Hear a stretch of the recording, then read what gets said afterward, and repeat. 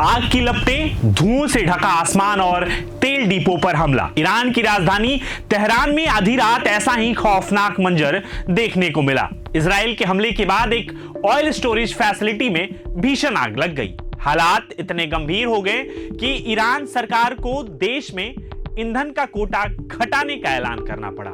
इसके बावजूद इजराइल का कहना है कि यह जंग अभी और तेज हो सकती है। नमस्ते, मैं हूं निशांत।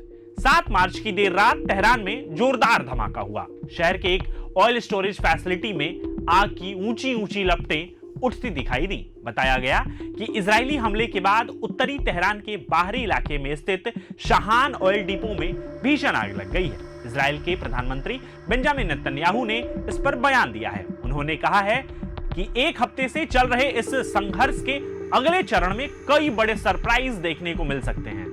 इजराइल की सेना ने पुष्टि की है कि तेहरान में एक फ्यूल स्टोरेज फैसिलिटी को निशाना बनाया गया है। एसोसिएटेड प्रेस के एक वीडियो में भी रात के अंधेरे में तेहरान के आसमान में उठती आग की लपटें दिखाई दे रही हैं। बताया जा रहा है कि इस युद्ध के दौरान पहली बार किसी सिविल इंडस्ट्रियल फैसिलिटी को निशाना बनाया गया है। उधर ईरान के सरकारी मीडिया ने इस हमले के लिए अमेरिका और जियोनिस्ट शासन को जिम्मेदार ठहराया है।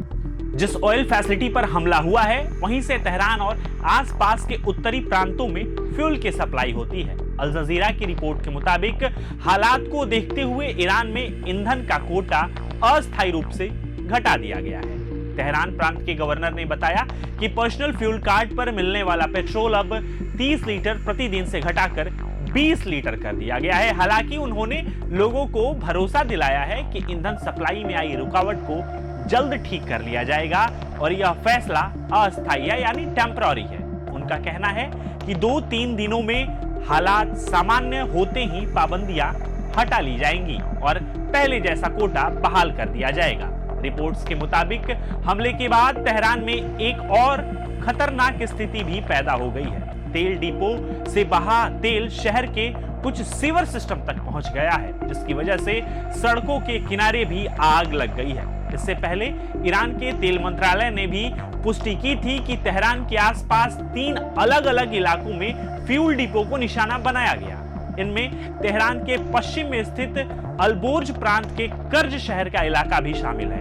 इजराइल के ऊर्जा मंत्री एली कोहेन ने कहा है कि ईरान के तेल ठिकानों पर हुए हमले में इस जंग में बड़ा मोड़ साबित हो सकते हैं और आने वाले दिनों में हालात और ज्यादा भड़क सकते हैं।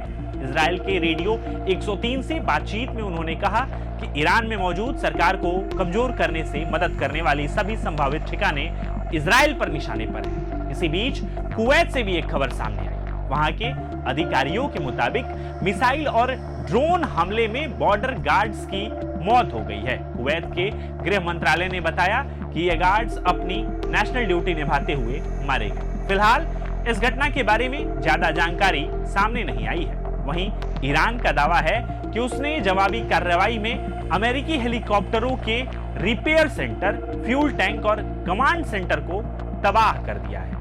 ईरान की इस्लामिक रिवॉल्यूशनरी गार्ड कॉर्प्स यानी IGRC का कहना है कि उनकी सेना ने कुवैत के अल अदीरी एयरबेस को ड्रोन और मिसाइल से निशाना बनाया।